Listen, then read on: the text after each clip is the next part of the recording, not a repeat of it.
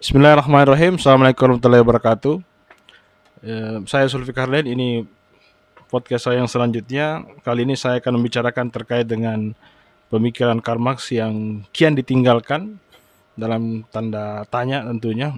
Nanti akan mengeksplor lebih jauh tentang pemikiran-pemikiran Karl Marx, pemikiran-pemikiran pasca Karl Marx atau disebut dengan neo-Marxian sampai pada kiri baru.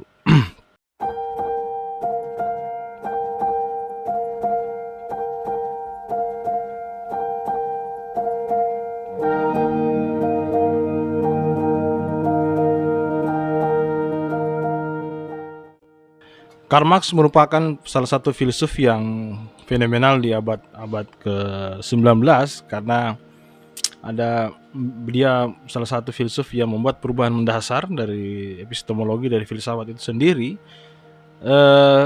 Yang pertama, sebenarnya harus untuk bicara tentang Karl Marx itu harus melihat sejarah hidupnya, karena sebelum Karl Marx menjadi seorang yang materialis yang menganut paham materialisme, awalnya dia merupakan pemikir yang sempat menjadi orang idealisme, menganut filsafat idealisme ketika menjadi Hegelian, di mana Karl Marx belajar tentang dialektika, tentang alam ide itu sendiri di Karl Marx muda.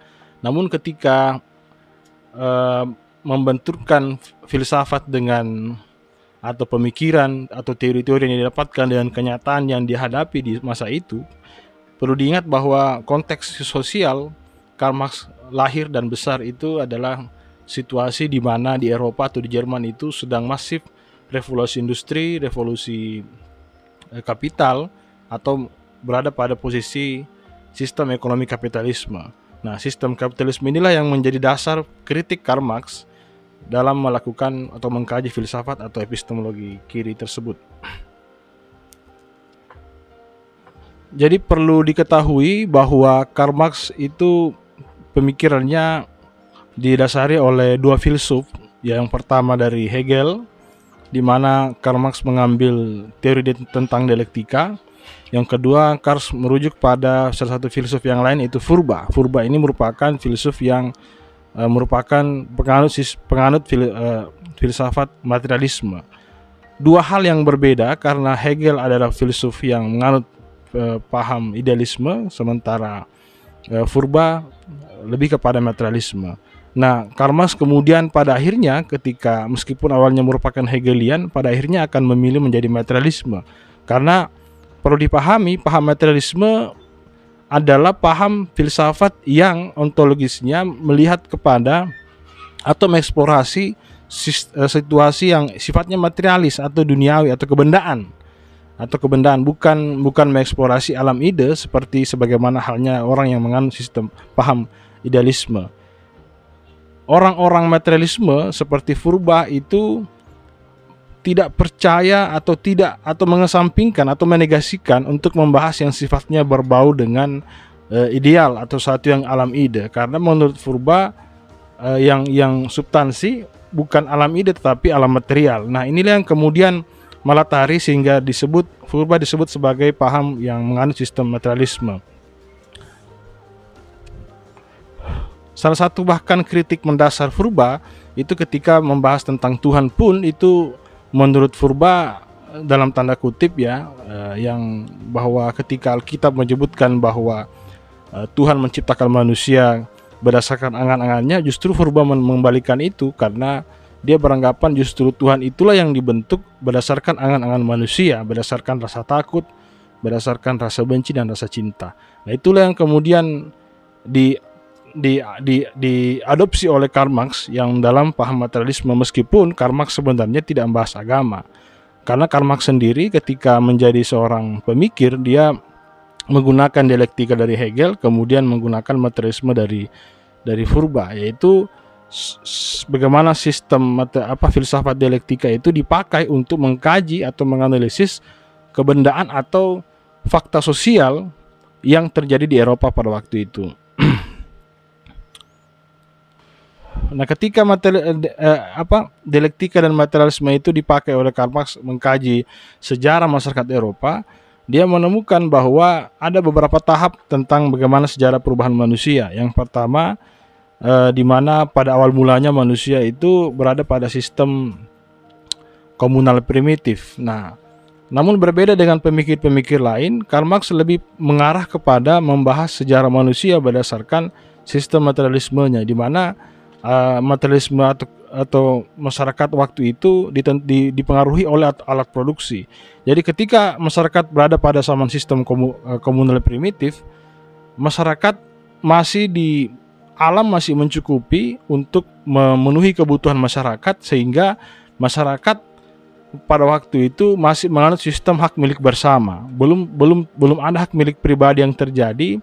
Namun ketika alam kemudian mulai tidak lagi mencukupi dengan kebutuhan manusia yang semakin bertambah banyak beranak pinak tentunya, maka kemudian alat-alat produksi seperti alat yang dipakai berburu awalnya berupa senjata-senjata yang terbuat dari batu, terbuat dari kayu, yang awalnya dipakai untuk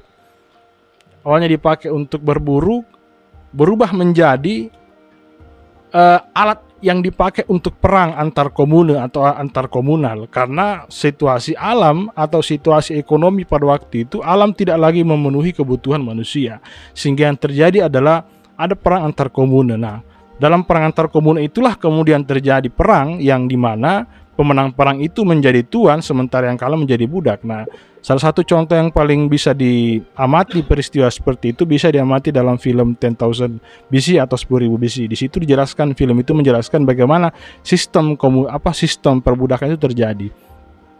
Nah, kemudian yang kedua, ketika masuk pada sistem perbudakan, di situ sudah mulai ada kontradiksi antara tuan dan budak, di mana tuan memiliki hak kuasa penuh terhadap budaknya. Nah, namun kemudian ketika zaman berkembang, alat produksi, ketika alam sudah mulai tidak mencukupi untuk kebutuhan manusia, kemudian ditemukan pula sejarahnya ditemukan sistem pertanian, yang ketika laki-laki pergi berburu, perempuan tinggal di rumah. Itu awal mulanya dalam sejarah tertulis bahwa yang menemukan sistem pertanian sebenarnya adalah perempuan, karena perempuan itu lebih banyak di rumah sementara laki-laki sibuk berburu. Namun kemudian ketika hewan buruan atau mulai berkurang, lalu kemudian masyarakat mulai melirik sistem pertanian, tetapi corak peradabannya berubah menjadi dari sistem perbudakan menjadi sistem feodalisme. Feodalisme itu berasal dari kata feudum, artinya tanah, di mana orang tidak bergantung lagi kepada hewan buruan, tetapi bergantung pada sistem ekonomi yang berbasis pada pertanian. Nah, pertanian itu kemudian dari yang awalnya tuan berganti kelas menjadi tuan tanah, sementara yang budak tadi menjadi hamba sahaya atau hamba tani, yang dimana tuan atau penguasa saat itu membentuk sebuah sistem kerajaan di mana yang darah biru adalah bangsawan, sementara yang rakyat biasa atau yang menjadi petani penggarap milik bangsawan itulah yang kemudian terjadi kontradiksi selanjutnya, yang awalnya kontradiksi antara tuan dan budak berganti kontradiksi antara bangsawan dan atau darah biru dengan petani. Nah, tetapi kemudian ketika sistem mulai berubah, sistem pertanian itu kemudian menurut Karl Marx berubah masuk pada sistem kapitalisme ketika kemudian Eropa mulai dikenal dengan revolusi industri, di mana teknologi mulai ditemukan, kemudian yang bukan lagi kelas-kelas atas yang awalnya kaum feodal. Itu ada peristiwa di Eropa yang disebut dengan revolusi Bastille, atau bagaimana orang-orang kaum darah biru itu diperangi oleh kaum pengusaha-pengusaha kecil yang merasa terancam, yang merasa tidak punya akses modal, akses ekonomi yang besar karena dihalangi oleh sistem darah biru itu.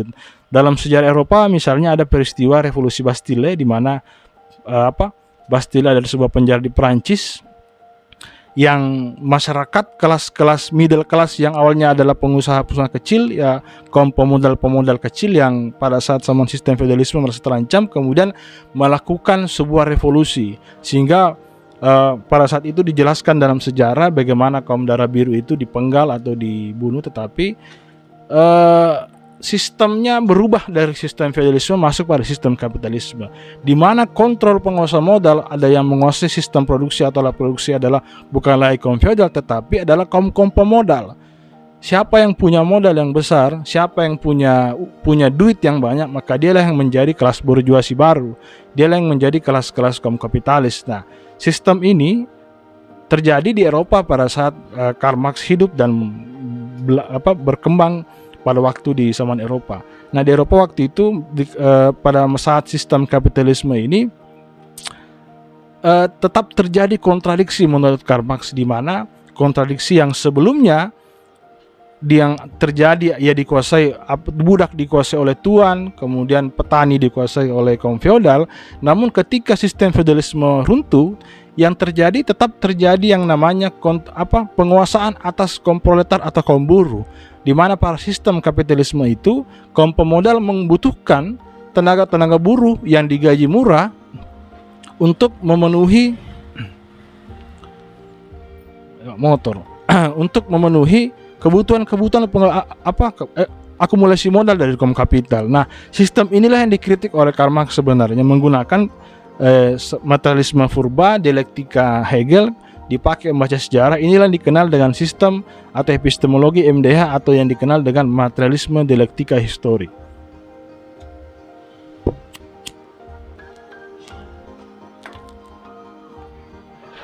Nah, ngopi rong.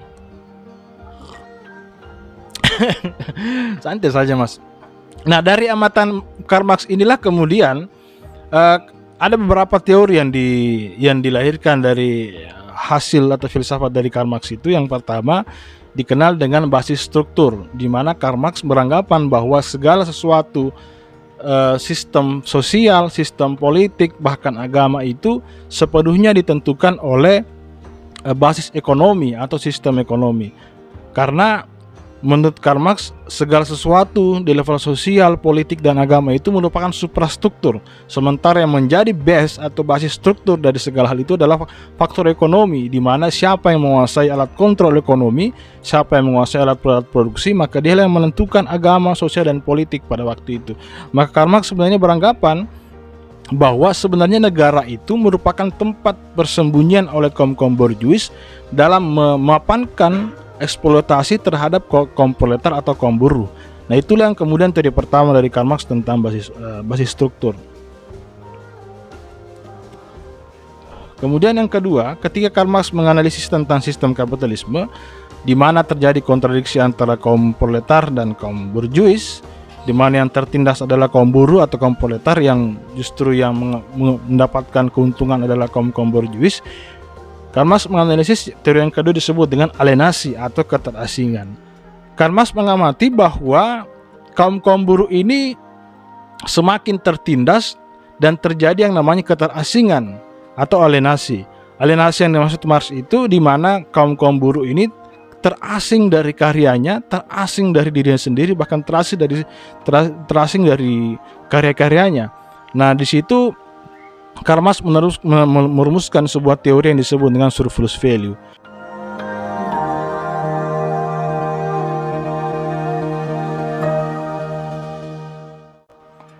Nah, dalam teori surplus value inilah Karl Marx menganalisis bahwa terjadi diskriminasi, terjadi eksploitasi besar-besaran terhadap kaum buruh dengan surplus value. Surplus value itu penjabarannya adalah bagaimana kaum buruh itu diikat oleh kontrak yang mengharuskan kaum buruh karena miskin, karena tidak bisa hidup tanpa bergantung pada kaum borjuis, maka diikat oleh kontrak. Nah, kontrak itulah yang kemudian membuat kaum buruh semakin terjerumus ke dalam kemiskinan.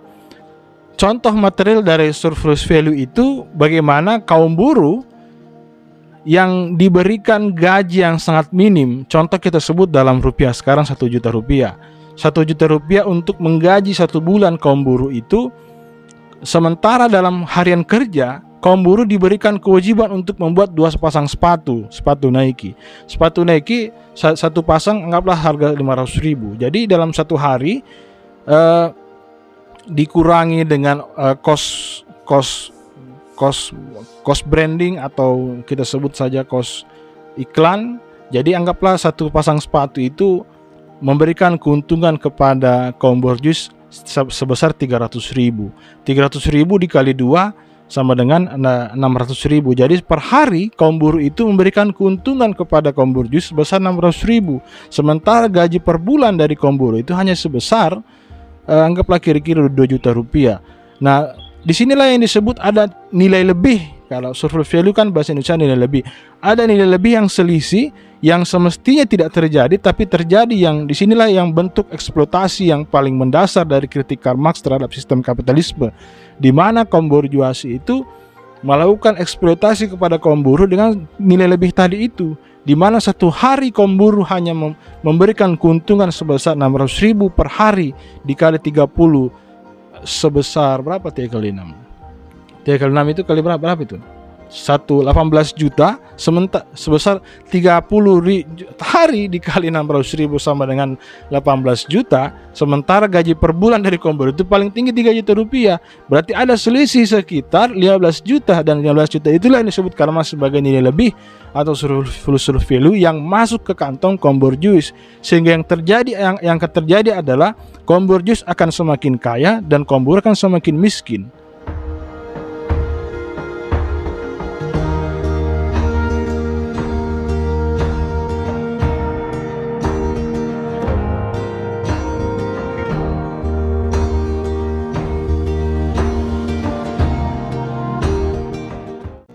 Yang ketiga, titik nadir atau revolusi. Nah, Karl Marx kemudian menganalisis bahwa kaum buruh yang telah dieksploitasi dengan surplus value, dengan alienasi tadi itu Karl Marx meramalkan akan terjadi yang sampai pada titik nadir. Kaum buruh yang semakin tertindas, yang semakin terasing, dan semakin miskin karena sistem kapitalisme yang semakin mapan, di mana yang kaya semakin kaya, yang miskin semakin miskin.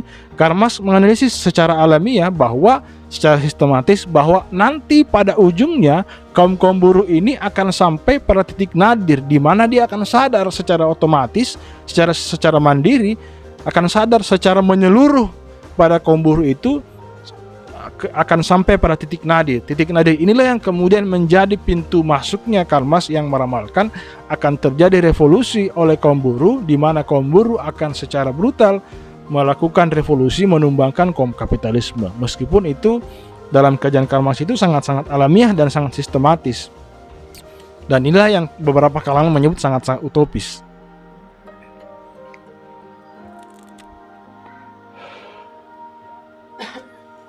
Nah, inilah simple atau pandangan apa namanya? Bukan. Nah, inilah sebenarnya gambaran besar dari pemikiran Karl Marx tentang sistem kapitalisme. Nah, makanya Karl Marx kemudian meramalkan ketika terjadi revolusi, masyarakat akan masuk pada sistem sosialisme, di mana hak milik pribadi akan hilang ketika masuk pada sistem sosialisme, di mana kaum buruh telah menumbangkan kaum borjuis, dan pada ujungnya akan masuk pada sistem komunisme. Sistem komunisme sebenarnya itu adalah Marx membayangkan suatu masyarakat yang kembali kepada sistem awal tadi, sistem komunal primitif, di mana masyarakat tidak ada hak milik pribadi yang ada, tidak ada hak privat, tapi hak milik bersama, di mana alat-alat produksi atau penguasaan atas ekonomi itu dikuasai oleh secara bersama, secara mandiri oleh masyarakat, dan tidak ada hak milik pribadi sebagaimana sistem kapitalisme terjadi, di mana ketika hak milik pribadi terjadi, yang terjadi adalah akumulasi modal, eksploitasi oleh kaum pemilik modal yang disebut dengan kaum borjuis, yang dan cara mereka memapankan sistem kapitalisme itu dengan mengeksploitasi kaum buruh. Nah, inilah yang disebut dengan Karl Marx sebagai kontradiksi antara kaum buruh dan kaum kapitalis. Nah, bayangan Karl Marx tentang sistem komunisme, kontradiksi itu kan beda dengan dikotomi, beda dengan berbeda. Kontradiksi itu adalah tidak ada win-win solution. Kalau bukan A yang mati, B yang mati. Itu kalau perangkat epistemologi dari kontradiksi. Kontradiksi itu adalah tidak ada win-win solution. Kalau bukan kapitalis, kaum kapitalis bisa kaya karena mengeksploitasi kaum buruh.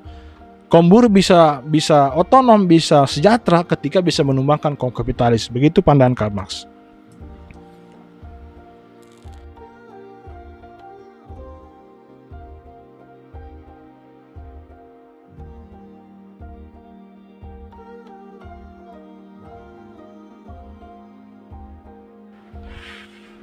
Nah, tetapi pasca Marx wafat, ketika zaman mulai berkembang, pemikiran Karl Marx ini sebenarnya memberikan Karl Marx sebenarnya bukan pemikir sosialis pertama. Dia ada pemikir sosialis yang sebelumnya, tetapi pemikiran Karl Marx ini dianggap sangat-sangat fundamental dan sangat kompleks dalam menganalisis sistem kapitalisme, berbeda dengan pemikir-pemikir sosialis sebelumnya. Dan Karl Marx ini sebenarnya dianggap sebagai figur yang populer dalam epistemologi kiri karena punya perangkat pengetahuan yang kompleks tentang MDH, tentang surplus value, tentang alienasi, bahkan sampai menjelaskan tentang bagaimana basis struktur terjadi dalam sistem sosial, dalam sistem kapitalisme.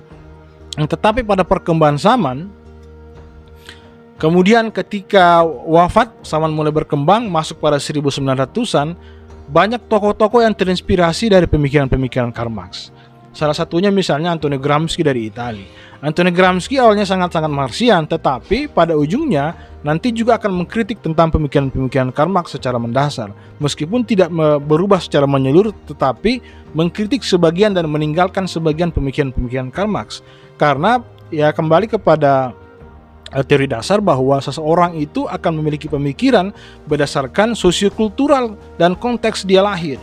Nah, pada konteks hidupnya Karl Marx dan konteks hidupnya Gramsci, meskipun beda tidak sampai beberapa puluhan tahun, tapi karena konteks sosial yang berbeda, Gramsci kemudian menganalisis lebih jauh bahwa contoh ketika tahun 30-an di Eropa pernah terjadi resesi ekonomi, di mana saat itu ekonomi Eropa itu sangat porak-poranda, di mana bahkan penggambaran waktu itu resesi tahun 30-an itu yang akan melahirkan pada Perang Dunia Kedua ujungnya nanti uang itu dibuang, saking tidak berharganya uang itu karena terjadi inflasi yang ribuan persen di Eropa waktu itu, sehingga terjadi bobroknya porak-poranda sistem kapitalisme. Tetapi yang terjadi, kalau sesuai dengan analisa Marx, menurut Gramsci, semestinya revolusi terjadi pada waktu itu karena sudah tercapai pada puncak-puncak kapitalisme, di mana sesuai dengan analisa Marx, pada sistem kapitalisme itu akan ada kompetisi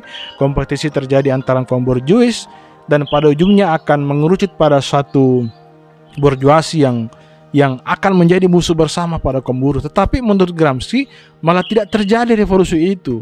Nah, Gramsci kemudian bertanya, ada apa yang terjadi sehingga tidak terjadi atau macetnya revolusi yang diramalkan oleh Karl Marx. Nah, disitulah kemudian Gramsci menemukan bahwa sebenarnya ada sesuatu yang terjadi yang menghambat kaum buruh sampai pada titik nadir, yang menghambat kaum buruh sampai kepada titik kritisnya, di mana terjadi yang disebut dengan hegemoni.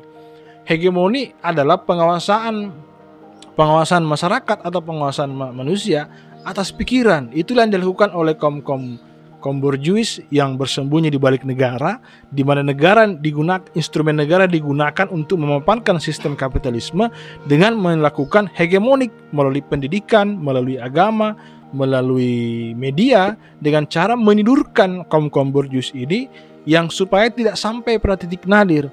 Rupanya ramalan-ramalan Karl Marx itu dibaca oleh kaum kapitalis sehingga menghambat sampainya kaum buruh kepada titik nadir, sehingga yang terjadi adalah orang miskin tidak sadar tentang kemiskinannya. Saya pikir kondisi ini banyak terjadi di sekeliling kita, di mana orang miskin terhambat untuk sampai pada kesadaran kemiskinannya, sehingga tidak terjadi yang disebut Karl Marx sebagai titik nadir. Dan salah satu prasyarat terjadi revolusi menurut Karl Marx adalah titik nadir itu. Nah, mana tadi kundi? Air putih. Jam biar.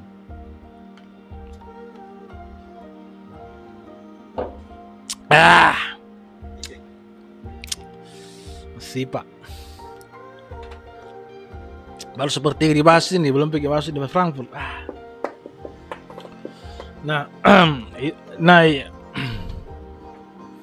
itulah yang terjadi di Eropa pada waktu itu, sehingga ramalan Marx tidak terjadi sesuai dengan kajian-kajian Karl Marx pada waktu itu, di mana semestinya revolusi terjadi secara alamiah, secara sistematis, secara otomatis, tetapi ternyata pada waktu konteks masyarakat Eropa di zaman Antonio Gramsci malah tidak terjadi yang seperti ramalan Karl Marx, karena oleh sesuatu yang disebut dengan hegemoni, di mana instrumen negara sesuai dengan cara baca Marx bahwa bagaimana kaum kapitalis bersembunyi di balik negara dan semua kepentingan borjuis itu ditumpahkan kepada negara dan negara dikontrol untuk melakukan kontrol kepada masyarakat, dan masyarakat ditidurkan dengan cara hegemonik dengan media, pendidikan, agama dan lain-lainnya supaya masyarakat tidak sadar sedang terjajah. Motor lewat. Supaya masyarakat tidak sadar sedang terjajah, supaya masyarakat tidak sadar sedang dimiskinkan, lalu sibuk dengan hal-hal yang sifatnya hegemonik. Hegemonik itu seperti pengandaian ketika manusia hidup dalam tempurung. Itulah penggambaran hegemonik, di mana kontrol atas pikiran dipengaruhi oleh negara, dikontrol oleh negara untuk memapankan sistem kapitalisme. Ini sebenarnya post-truth itu terjadi di situ. Post-truth sebenarnya di situ. Maka saya tidak terlalu post-truth, kayak biasa-biasa sih. Oke, bro. Nah, maka kemudian Gramsci melakukan kritik terhadap itu. Makanya kemudian Gramsci dianggap sebagai neo-Marxian, bukan Marxian murni, tapi neo-Marxian, karena dia melakukan perombakan kepada analisis Karl Marx, tetapi tidak meninggalkan secara penuh pemikiran Karl Marx. Dia tetap sepakat dengan kritik atas kapitalisme, namun punya pemikiran yang berbeda, punya persepsi yang berbeda tentang bagaimana cara melakukan atau meruntuhkan sistem kapitalisme itu. Nah, karena situasi konteks kritik Gramsci ada pada hegemoni, maka Gramsci menawarkan sebuah solusi, bukan revolusi seperti yang dibayangkan Karl Marx, bukan revolusi fisik, tetapi Gramsci menawarkan sebuah revolusi yang dilakukan di level kesadaran. Nah, makanya Gramsci punya mengklasifikasikan, karena Gramsci menganalisis bahwa sebenarnya salah satu yang membuat masyarakat Eropa terhegemonik adalah kaum intelektual itu sendiri. Artinya kaum-kaum yang terdidik, yang kemudian yang bekerja untuk negara dan memapankan sistem hegemonik itu. Saya pikir ada banyak tokoh-tokoh dalam buku The Prison of Book dari Gramsci itu.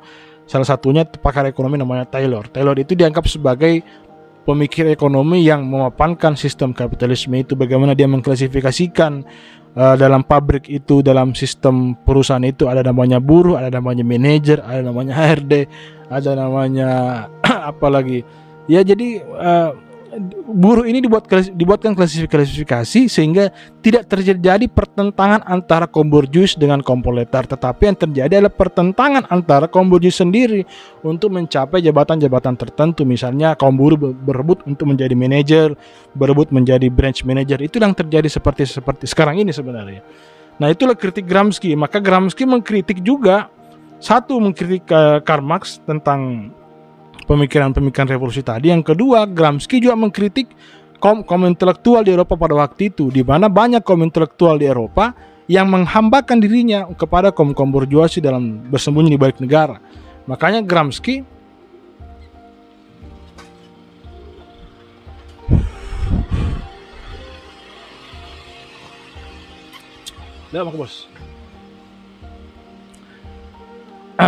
Nah, makanya Gramsci mengklasifikasikan dua jenis kaum intelektual.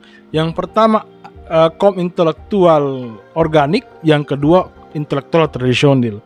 Ya, yang dimaksud sebagai intelektual tradisional itu adalah kaum intelektual yang punya ilmu, yang sarjana, doktor ataupun master, tetapi menggunakan ilmu pengetahuan itu untuk memapankan sistem kapitalisme. Nah, makanya Gramsci menawarkan yang kedua, bagaimana kaum muda itu harus menjadi kaum intelektual organik. Intelektual organik itu adalah seseorang yang punya pengetahuan yang mumpuni, punya, ya anggaplah dokter atau profesor lah, tetapi pengetahuan itu digunakan untuk keberpihakan, untuk menentukan sistem kapitalisme, di mana terjadi penguasaan rakyat oleh negara, dan mestinya kaum intelektual itu melakukan revolusi kesadaran dengan cara melakukan bagaimana mengcounter hegemoni itu, bagaimana mengkanter hegemoni itu di level-level kaum buruh, melakukan penyadaran-penyadaran agar buruh ini sampai pada titik nadir itu. Jadi Gramsci sebenarnya menawarkan cara melakukan hegemoni dengan cara counter hegemoni. Counter hegemoni itu dilakukan oleh kaum intelektual atau kelas-kelas menengah, kaum-kaum terdidik untuk melakukan advokasi dan pendampingan atau pengorganisasian kepada kaum-kaum buruh. Nah, sebenarnya LSM-LSM di Indonesia itu mestinya banyak belajar tentang Gramsci. Karena Gramsci inilah sebenarnya menjelaskan bagaimana keberpihakan kaum intelektual, keberpihakan kaum muda kepada kaum-kaum buruh atau kaum miskin kota, atau kaum-kaum petani yang termarginalkan atau teralienasi atau termiskinkan oleh struktur negara.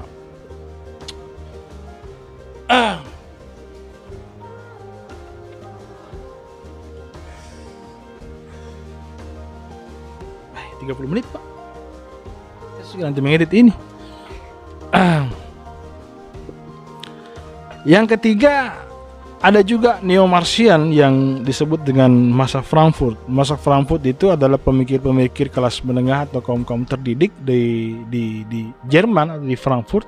Meskipun sebenarnya tidak pernah menyebut diri sebagai satu mazhab tersendiri, tapi masa Frankfurt itu atau mazhab kritis itu merupakan kelompok-kelompok diskusi di Frankfurt, kaum-kaum pendidik di sekolah di Frankfurt yang mengeksplorasi pemikiran-pemikiran Karl Marx dan melakukan modifikasi terhadap pemikiran itu.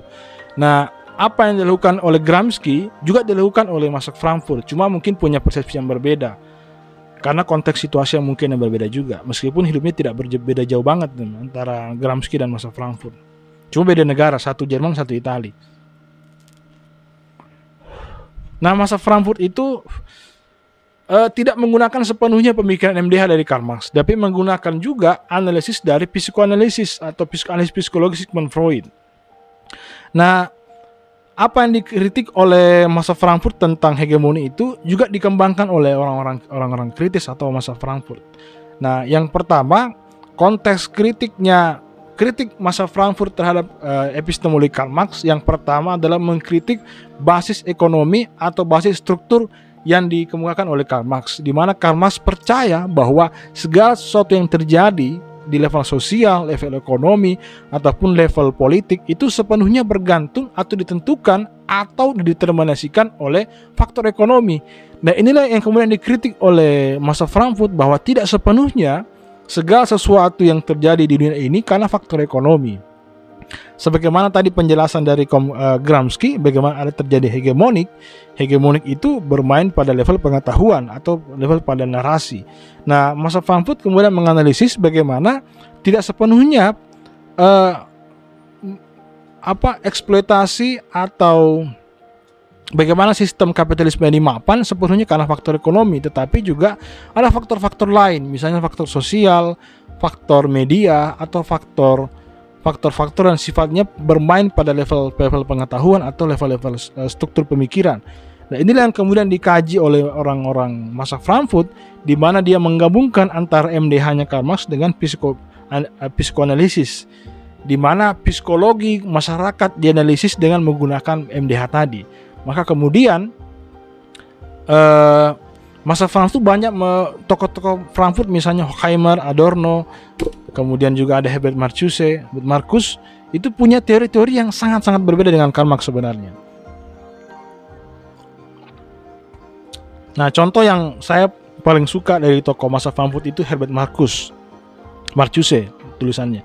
Marcuse itu punya pandangan tersendiri dengan bagaimana eksploitasi atau penguasaan atas masyarakat oleh negara, di mana negara melakukan penguasaan penuh kepada rakyatnya dengan sistem yang disebut sebagai Herbert Marcuse dengan rasio teknologi, di mana kaum-kaum borjuis atau kaum-kaum kapitalis menggunakan rasio teknologi itu untuk mengendalikan psikologi dan pemikiran masyarakat, sehingga yang terjadi adalah masyarakat didorong untuk bergerak dengan satu dimensi. Satu dimensi inilah yang di mana dimensi ini dikendalikan penuh oleh negara, oleh kaum kapitalis yang menggunakan instrumen pendidikan, instrumen agama, instrumen media mengendalikan pikiran-pikiran masyarakat. Rasio teknologi itu bagaimana rasio manusia itu ditentukan oleh teknologi. teknologi ini merupakan salah satu instrumen yang digunakan kaum kapitalis untuk mengendalikan pikiran manusia. Contoh yang terjadi pada level sekarang ini, bagaimana contohlah kita dulu di zaman, contoh konteks hari ini ya. Contoh konteks hari ini, bagaimana rasio teknologi itu bermain ketika yang dulunya laki-laki haram hukumnya menggunakan bedak atau krim muka, pada hari ini menggunakan itu. Karena rasio laki-laki hari ini ditentukan atau dikendalikan oleh teknologi yang didesain oleh kaum kapitalis. Bagaimana kaum kapitalis itu cara untuk memapankan akumulasi modalnya, melakukan pengembangan ekonomi itu dengan mengendalikan pikiran, menggunakan instrumen media, menggunakan instrumen iklan, mengendalikan pikiran laki-laki agar supaya mau membeli sabunnya begitu atau krimnya. Itu yang contoh terjadi rasio teknologi, di mana kontrol pikiran kita yang dulunya aktivis-aktivis atau laki-laki tahun 90-an, tahun 2000-an awal itu tidak menggunakan krim malam bahkan atau krim siang saja tidak pakai itu. Tapi banyak hari ini contoh laki-laki yang menggunakan itu karena kontrol pikirannya ditentukan oleh teknologi tadi. Nah, itulah contoh bagaimana rasio teknologi itu bermain. Dan kan analisa seperti ini kan tidak sampai di bagian Karl Marx, karena ya waktu itu Karl Marx mungkin waktu itu media belum terlalu banyak. Nah, beda dengan kondisi hari ini, beda dengan kondisi masa Frankfurt lahir, di mana mulai ada muncul iklan inilah yang kemudian dianalisis oleh masa Frankfurt. Nah, contoh Herbert Marcuse bagaimana menjelaskan tentang masyarakat didorong untuk kepada satu dimensi, sehingga dimensi inilah yang kemudian dikontrol penuh oleh penguasa, oleh negara, oleh kaum kapitalis, sehingga yang terjadi adalah lagi-lagi yang sebenarnya seperti yang dijelaskan oleh Gramsci tadi, terjadi hegemonik sehingga tidak terjadi yang namanya titik nadir, orang miskin tidak sadar sedang miskin, orang marginal tidak sadar dimarginalkan, sehingga yang terjadi tetap mapan sistem kapitalisme itu, penguasaan penuh ekonomi oleh kaum borjuis tetap terjadi sampai akhir zaman.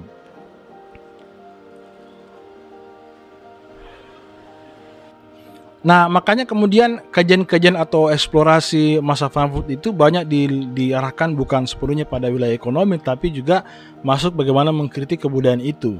Bagaimana kebudayaan yang tadi disebut sebagai Herbert Marcuse sebagai manusia satu dimensi, di mana negara membentuk dimensi tersendiri, dalam hal ini kebudayaan masyarakat itu dibentuk oleh kaum kapitalis.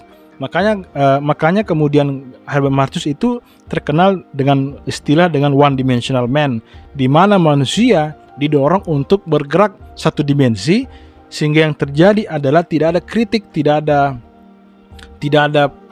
titik nadir yang terjadi di masyarakat, sehingga tidak sadar sedang miskin, tidak sadar termarginalkan.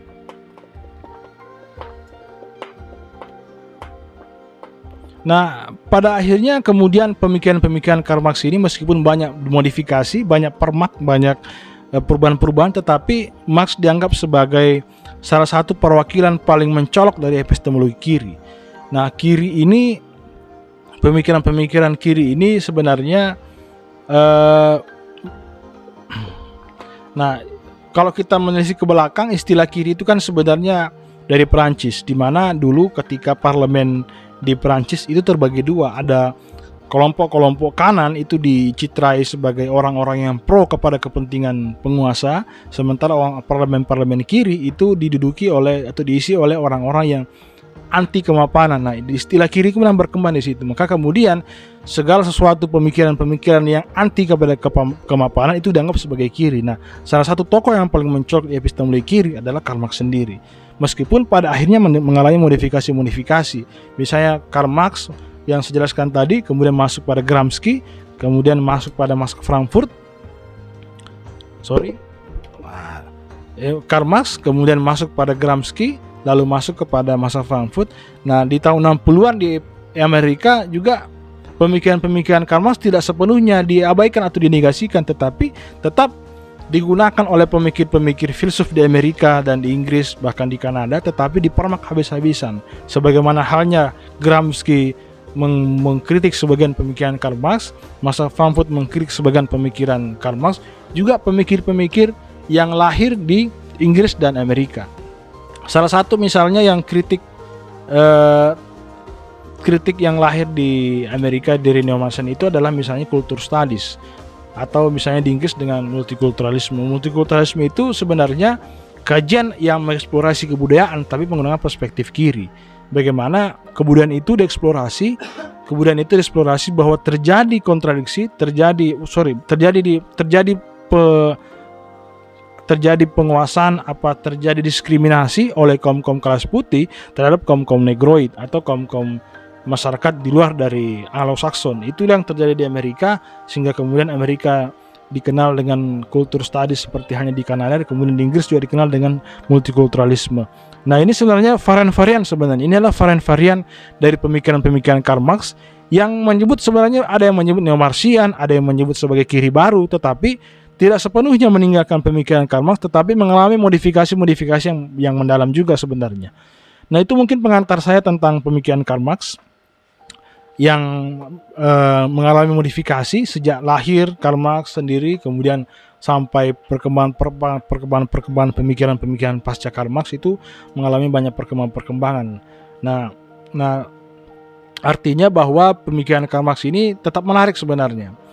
Tetap menarik karena tetap diperbincangkan meskipun dimodifikasi oleh banyak pemikir.